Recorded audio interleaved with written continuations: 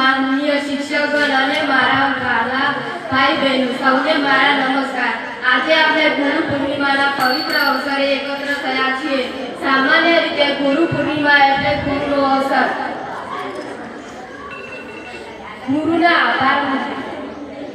ગુરુનો આભાર અને ગુરુના ચરણોમાં વંદન। પરંતુ આજે હું તમને એક અલગ વિચારથી સંબોધવા માંગુ છું। એક પ્રશ્ન છે, જો દુનિયામાં બધા જ પુસ્તકો ગાયબ થઈ જાય તો ફરી શરૂ થઈ શકે, પરંતુ જો ઇન્ટરનેટ બંધ થઈ જાય તો ફરી શરૂ થઈ શકે, પરંતુ જો આ દુનિયામાં ગુરુઓ જ ન રહે તો માત્ર જ્ઞાન નહીં પણ જ્ઞાનનો સાચો માર્ગ પણ ખોવાઈ જશે। મિત્રો, ગુરુએ માત્ર પાઠ ભણાવનાર વ્યક્તિ નથી, ગુરુએ જીવન ઘડનાર છે।